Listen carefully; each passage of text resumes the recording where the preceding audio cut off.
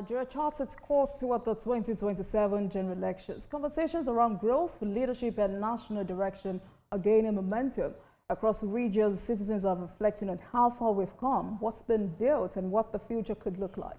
Today, we'll take a closer look at the state of the nation, not just in terms of politics, but in terms of progress, policy, and potential. Joining me tonight is the chieftain of the All Progressives Congress, APC, from the Southeast, to share insights on the party's performance, its vision for the country, and how it plans to strengthen its base ahead of 2027. Jerry Chukwueke is a political affairs analyst, former chief technical advisor to Imo State Governor. Good to see you again. Thank you so very much. Happy to be here. Right. So I want us to start this conversation with party politics. Your party has a new national chairman. Professor Nentawe Gitwada is the new national chairman of your party. What's your impression of him? Well, listen, he clearly is a man with new ideas. And Mr. President loves people with new ideas. You will recall that not was he only his director of his campaign in his own home state, but was the immediate past Minister for Humanitarian Affairs. He was also a gubernatorial candidate. Clearly, but new ideas. He didn't win that election. No, Does no. he have the national reach? No, that's okay. He does. Because this, what Mr. President continues to do, is to seek out people with new ideas, fresh blood, confidence to continue to push forward. I think it was a great choice. And our party ratified it with ease. But it was your a great critics have said, some members of your party have said, this is a man that does not have the national reach. Does that bother you? No, really. What we need are new ideas. Ideas ahead of 2027. Let me tell you something. Nigeria is moving in a new direction. You can't continue to mix old wine in new wine bags. Let's have some fresh blood, new ideas, people, professionals, people who understand. Did you mean politicians without baggage? Well, I'm not talking about baggage here. I'm talking about people who know their onions. And I think what we find here is Mr. President's consistency in seeking out people who are performers. So talking and about I think that's a great new thing. ideas, what role do you expect him to play in resolving internal disputes and, fostering cohesion within the party? Well, where are the internal disputes? We are not a party of internal disputes. We are largely a united and strong party. Let me say this. You saw what happened in Ekiti State just in the last several hours. Not only an endorsement, but clear, driven picture as to where Mr. President is going. Our party is very strong. Where the challenge is, and I've made this point repeatedly on this platform and many other platforms, is that yes, our country needs credible and viable opposition. We not only need it, Mr. President welcomes it.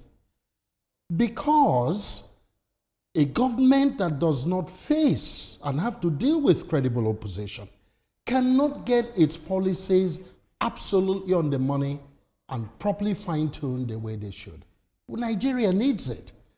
And what is happening with the opposition parties, regardless of what the configuration is that we've seen motion without movement. We'll get to the opposition And parties. I want to make the point. Did you hold believe on. yourself? Yes. Did you believe yourself when you said your party is without internal dispute? Because the president clearly said and directed the national leadership of the party to work closely with the state governors in further uniting the party. So listen, that's not what he was referring to. If there's no internal dispute, no, don't mix apples and oranges here. Mr. President was referring to the importance of the governors returning to their respective states and focusing on strengthening the party and delivering the dividends of democracy. That's what he was talking about. After all, look what only happened last month. 1.83 trillion on FAC. And from FAC, those huge monies in excess of 3.5 times what it had been in years going to the subnationals.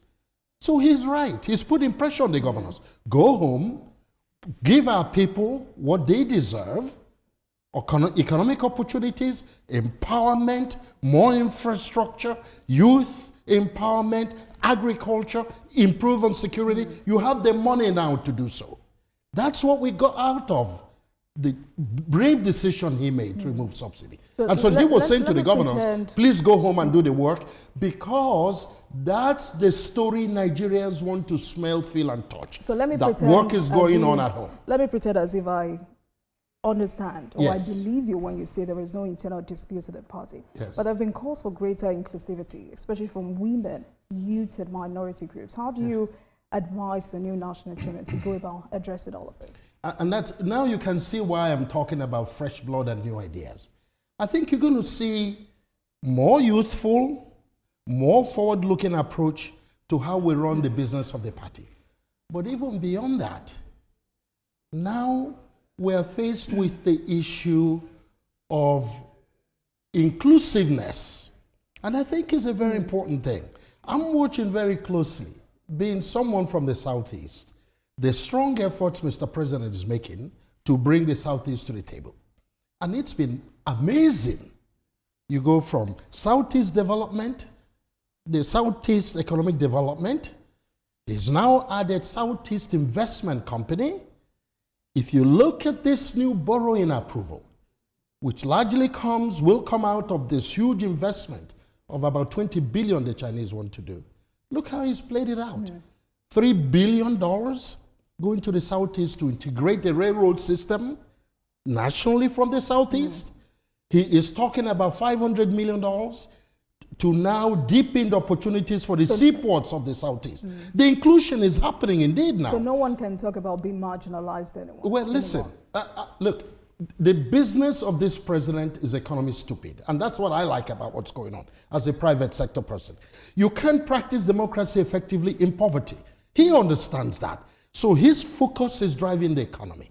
And look, so we are now on the threshold, on a platform of takeoff for a robust economy in the future. And we're seeing the results today.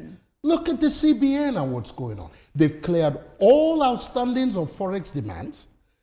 The banks, our banks, and their letters of credit are now respected again all over the world. In fact, as we speak, over the last 6 months, the exchange rate has been stable. And look what else has happened. Just last month, even though the price of crude is lower than the budget, the reserves grew by $200 million. Things are happening. What we need to do as Nigerians is to just now be patient. Listen, when the food is cooking in the fire and you can smell it and you can feel it, it keeps the hunger down. That's what we must do. Having said because all of things this, are going to Mr. get better. Yes. What do you have to say to former presidential candidate Peter Obi, who had said that Nigeria's economic indicators, talking about GDP size, per capita income, inflation, and national debt, have been deliberately manipulated to present this false narrative that the economy is doing well? Well, Governor Peter Obi is my friend. The issue is not him. You think he's trying to He's talking people? in a generic sense. I'm talking about what we can smell, feel, and touch. Is it not true that the CBN has cleared all outstanding forex demands? Is it not true that we now have a stable exchange rate? So why do you think he's saying what he's saying? No, let me finish. Is it not true, for example, that our IMF obligation has been paid off? Is it not true that forward sales obligations are being honored? Is it not true that our credit lines are being respected again around the world? And let me ask you something. Is it not true that crude production is more than doubled? When you have so a these are the critical issues. Voice, can't you hold on? When you have a loud voice and a critical political figure saying these figures are not true. No. How do you describe I'm here talking about figures that we can smell, feel, and touch. So what I'm not talking about the telling politics lies. of it. Listen, what we say, and I've been consistent at this, what would you do differently? All you hear opposition talk about is removing a man who has set us on a trajectory of economic prowess. Listen, democracy in poverty is meaningless. Mr. President understands that. So the great things that are happening will take some more time for us to see more and more of the impact. But it is indeed happening. And I got more news for you. And I understand where Mr. President is going with this. If you look at how they are plotting the funds they will invest in the economy, because there's no problem with borrowing money necessarily. It is really the issue of ensuring that it's not for consumption. If you borrow for productivity, It's an investment. That is what this president is doing. He understands the story that we need to do and have to break the back of poverty. What Nigerians need is economic empowerment. And let those who talk politics tell us what they would do differently. We don't hear it. So for you, this and they means continue that to talk about their ambition rather than their vision for Nigeria. So what you've just implied is that Mr. Peter Obi doesn't know what to say, and that this is a political move ahead of 2027. All I'm saying is there are many people who want to be candidates. They are struggling with which platforms to get ticket to be president. They are talking about ambition. I'm talking about vision. We want to hear vision for Nigeria. Where are you going to take us to? What are you going to do differently from what Mr. President is doing? And we can look at the scorecard. I'm a businessman. I am looking to see what any of them will do differently. In fact, let's critique these policies and even make them better. We don't hear them. And all we hear is we want to remove him because we're doing one coalition or the other. Nigerians want poverty fought to a standstill. And that's what this president is doing. It's interesting because these are people who have positioned themselves as people who understand economic fundamentals and long-term planning. So what you've implied also is that this is just political distraction. So I got news for you in that regard. I'll allow you to answer that, but yes. We must take a break at the 2027 approaches. My guest tonight is Jerry Chukwueke, political affairs analyst, former technical advisor to Imo State Governor. Thank you so much for staying with us on the program. So let me allow you to land on your thoughts. Yes. So the point I was making is this. One of the important opportunities we have today, and we just can't overemphasize this, is that we have very significant amounts of money flowing to the subnationals. Yes. This is the opportunity for our governors and local government councils and allowing these huge monies to go to the critical sectors of health, education, more infrastructure, economic empowerment for the youth and women, improving processing, agriculture. Let's go, let's go. That's what this president is talking about. And when he says, guys, can you go back to your states and do this work? That's what he's talking about. Because that's how our people will continue to feel, even at a greater level, the impact of what's transpiring in the economy. But we need to feel it in the rural areas. To the south. That's the point. Because Mr. Peter Obi is not just a political figure. He's been former governor of Anambra State, former presidential candidate. So is well respected. So if he's saying all of this, it sounded like he knows what he's saying. But from a regional lens now, how are APC-led economic policies impacting Southeast businesses? Okay, very, very significantly. So let me share some things that are happening. I just got back from Owerri yesterday, and I was in many parts of Imo in the last few days. You know, we don't even have unknown gunmen at play anymore. The sources of insecurity are known now, no longer unknown.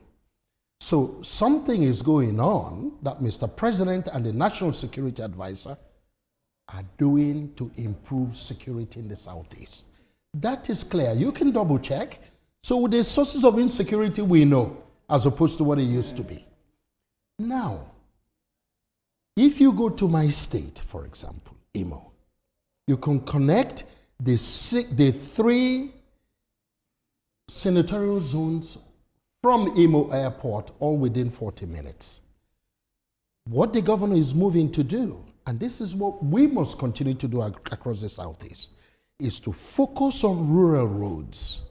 So we have farm to market strategy.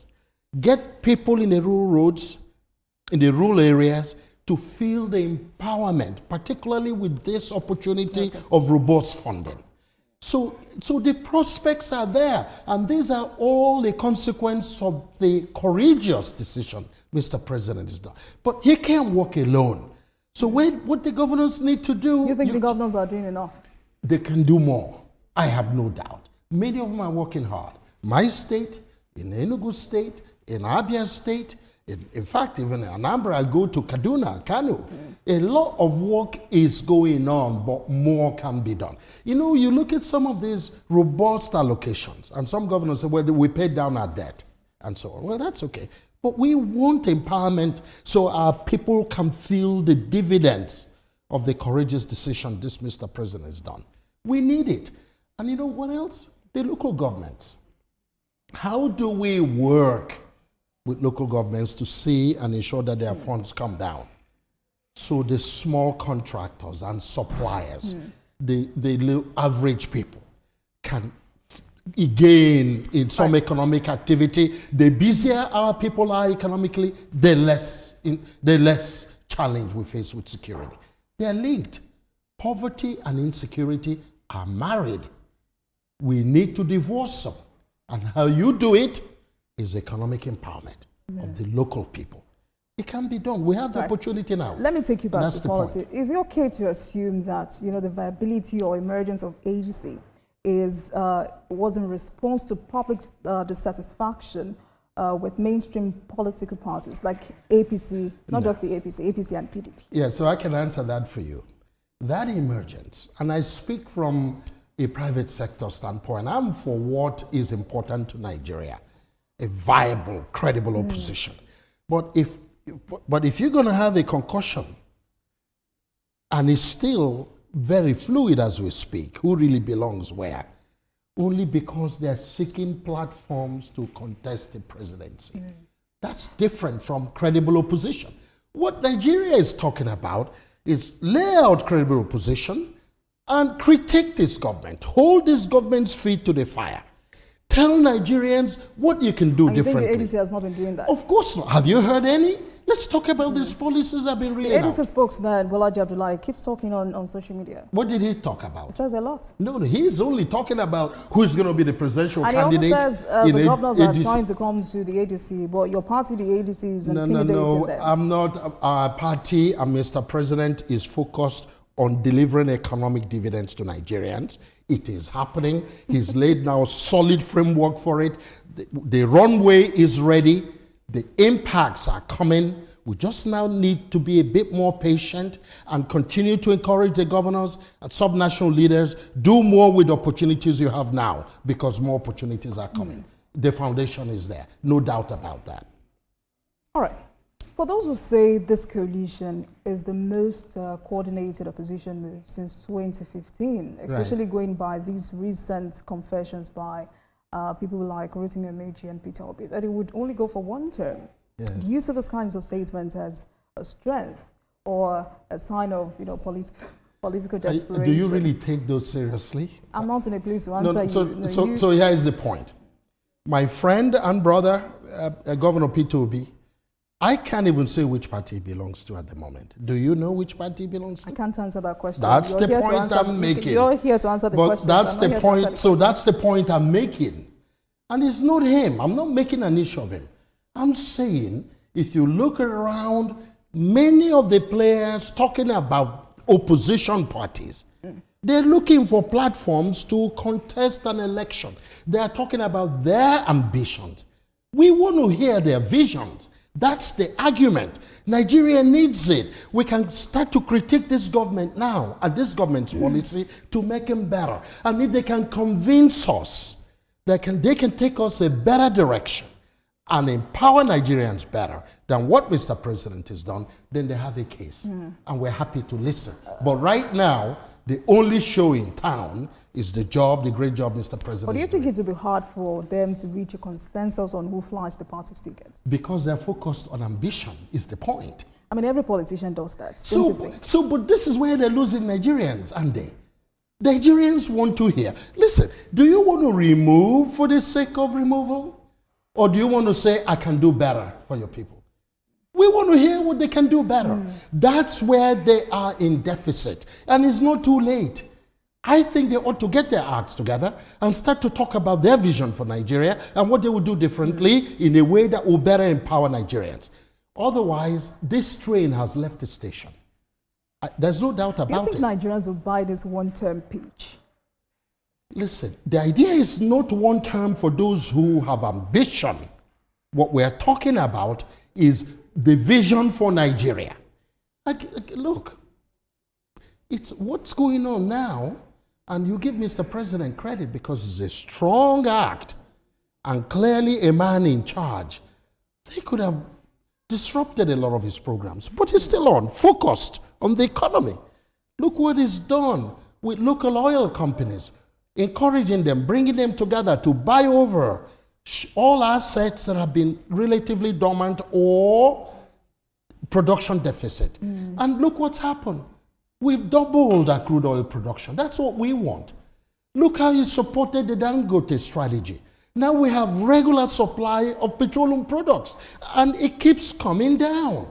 Nigerians want economic empowerment. So if we keep talking about opposition, and we want to talk about it, the conversation must be vision. Where do you want to take us to differently? What would you do differently? How would you do it better than Mr. President? And he has just said it needs just one term to revive the economy of this country. And given that the Southeast had, long agitated for a shot at the presidency, shouldn't that make anyone happy? Listen, at this moment, Nigerians need to have the back of poverty broken. That's what this president is focused on. And I think the politics of it is much less important than food on the table. Nigerians want food on the table. They want jobs. They want power supply. Look at the new project Mr. President is putting together, even based on this new borrowing. I keep talking about borrowing for productivity. 2.1 billion going into power distribution. With all of those challenges you're listed, and you as an APC member is still telling Nigerians to be patient. Are you kidding me? Because what is important is that help is on the way. It's not going to happen all within 2 years. Is help on the way? Yes, it is. And that's why I keep talking about reeling out the scorecards. Help is on the way. I was discussing with a partner of mine in real estate, and he says to me, Jerry, you know what? In the last 6 months, the price of building materials has been stable. We want predictability. Confidence is returning to Nigeria. Look what's happened with Chief Adeleke. Invested $2 billion in a 1,250 megawatts of IPP in Ondo State, just now waiting for gas supply. Where's the gas supply coming from? All these busy investments from the Southeast and South-South and the national gas pipeline going to feed the industries. I want you to imagine when that power plant takes off the ground, and it's going to add huge value driver to the national grid power supply. And guess what? If he didn't have the confidence in this economy and didn't have the confidence in Mr. President, he won't make that investment. So things are looking up. So with all of these challenges, things are looking up. Don't you think Nigerians would rather listen to someone who says, hey, I need just one term, 4 years, to solve all of this challenges? No, come on. We've heard those Nigerians before. Every time to be patient. But we're not stupid. I mean, you're a politician, so it's easy for you to say. The point is that they can say anything. I'm talking about what we can smell, feel, and touch. Are we feeling these issues in terms of stability? Single forex exchange rate, stable exchange rate. CBN is cleared out all outstandings. Our credit lines, including letters of credit, restored. Our reserves growing. Crude production more than double. Guess what else? States and local governments 3 times what they were getting allocation. Security, focus strategy. We're not there yet. We're not Uhuru, but the progress is being made. So if you're going to be disruptive for the sake of disruption, you are doing Nigerians a disfavor. But if you come up and you can articulate a strategy and a vision as to what you do differently and how that will be better for Nigerians, we're happy to have that conversation. And it's not happening right now. From your experience in government, is it realistically possible to reset a country as complex as Nigeria in just one term? Is it possible? That's why I call it the dream story. And they're entitled to the dream stories. I'm not here talking about dream stories. I'm talking about reality. This president, I have no doubt in my mind, and we'll just have to keep praying for him to stay strong and healthy and focused. And he's a strong man. We know that. Those who know him know that he's a strong man and in charge. I think he will deliver us. We're going to look back 4 years from now, 5 years from now, and say, we came from an opportunity that didn't look so good going in, but he proved everybody wrong. This president was doing this. The work he's doing is legacy project for him. And guess what? That's the best way to do it, to prove the world wrong. He'll do it. We're seeing the results already. So what I say to Nigerians, let's be a bit more patient. Right. Let's not talk about change for the sake of change. Let's have a conversation about what he's doing, how it can be done better, who says it can do it better, and how.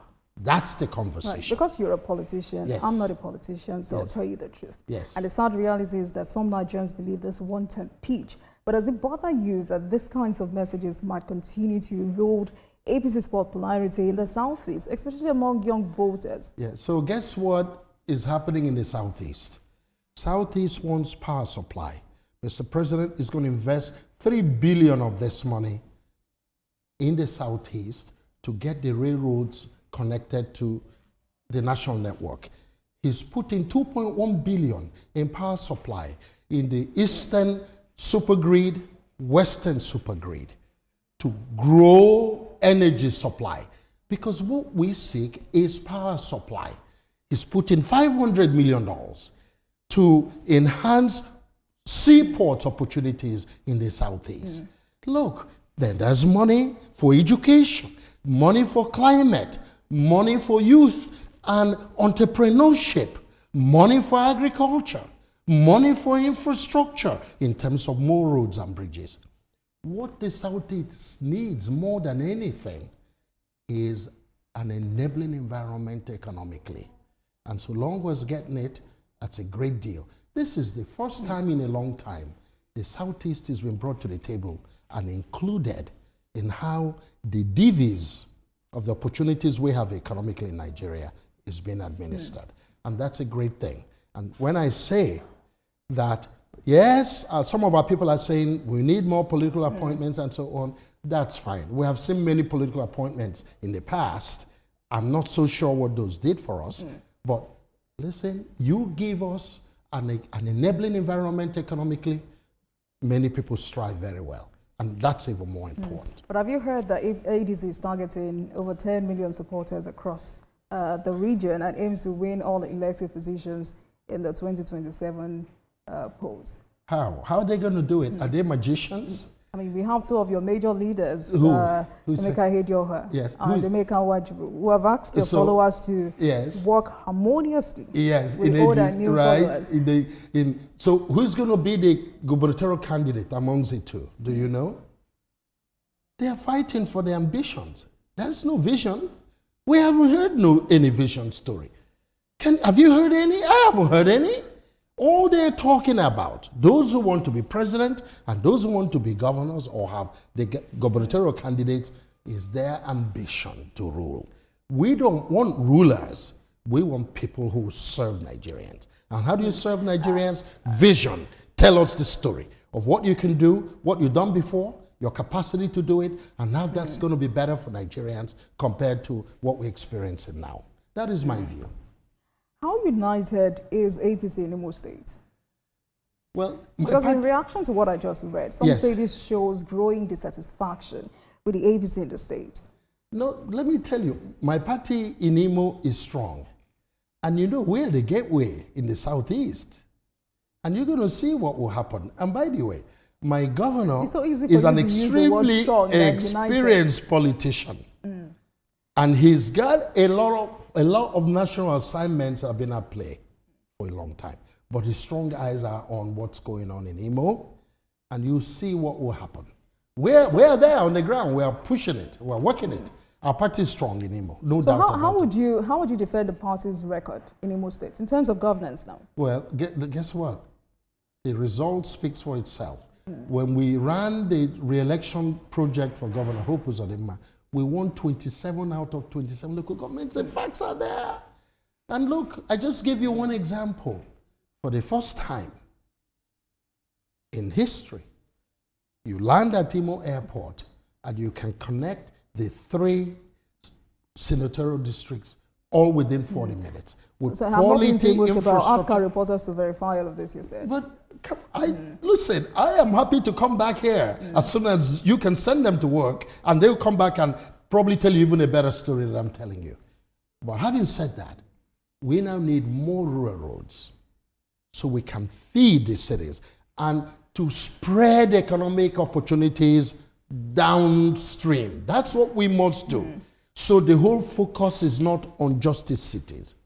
So our local people in the local communities will feel the impact of what's going on and be part of an improving economy, and that would also help deal with insecurity. Because the information out there is that the governor often governs from Abuja rather than Owerri. He relies heavily on remote communication. Critics argue that this leads to, communication breakdown, absentee appointees, and poor decision-making oversight. I wonder how you respond to that. Well, I know that my governor was in Imo for many, many days just last week. He is chairman of the APC. How do you know Forum. this? You no longer work with him. I just came from Imo State. Okay. I'm on the ground. I just came from Imo. In fact, only yesterday. And when your people were talking to me about this program, I wasn't even sure I was going to make it. I just got in from Imo. So I know what I'm talking about. Having said that, there is more work to be done. And I speak, listening carefully to many Imolites. Rural roads, rural infrastructure. People want more jobs. They want monies to flow through local governments. They want to go back to being small suppliers and vendors. Get paid. Get to the marketplace, put food on the table. So it's not all city focused. Does the government know about these challenges? Oh, without a doubt. And let me tell you, it's costing him sleepless nights. He's working on it. Really? Oh, yes. I know him. I worked with him. I know my governor. And let me tell you, and I can say this for many, many, many governors, not just in the Southeast, but all over Nigeria. People who are determined to give their people better life. Economic empowerment. And I say, now that we have more funds, let's get busier. And we should do it. So earlier you talked about the prevalence of poverty and insecurity in the Southeast. And you've also said the president cannot do it all. Hence the needed collaboration with state governors and also with local government chairmen. So how would you assess the current functionality of local governments across Southeast states? Okay, so what we hear all the time is there is this growing perception that local governments are still not getting their funding. Directly? Directly. But they are getting it, are they? Listen, some of them, many are, but you can't throw all those monies into local governments without proper oversight. How they resolve the oversight issue is what the challenge is. In my state, and I reckon many other states, the issue has been how do you ensure that local government funds are deployed prudently and targeted to what will drive the economy and the well-being of the people so we don't run into abuse. So I think governors, state governments, our state governors and local government will have to find that balance because that's the issue. But having said that, my view is it's only going to get better because we have the opportunity of the fundings, but we just need to do more work. But so far, are they truly delivering services at the grassroots level? Well, but not as much as our people want. Our people are yearning for more. Poverty did bite hard in the last many years. It is pathetic what's happened, where people are struggling to find one meal a day. So our people want more. Understandably so. And that's what I believe Mr. President keeps focused on. How do we get more to the rural people, to the average Nigerian? And that will come with a stronger collaboration with the state governments and local governments. It just has to happen. And it's piling the pressure on them. And I think he'll continue to pile even more pressure. So, a few minutes left. What is the APC strategy to improve electoral performance in the Southeast, especially ahead of 2027? And let's take an Anambra election, for instance. Yes. So, I can tell you what I know because I was a vice presidential candidate for ABGA in 2019, as you well know. The majority of the people of Anambra State will vote Mr. President for president. I have no doubt in my mind. Now, having said that, Governor Soludo has done a decent job. Some said he started late, but he's also a very sharp man, sufficient discipline and focus. So, and let me tell you, he will even do better in his second term than he's done in the first term. Now, my governor, as you know, is serving out his second term.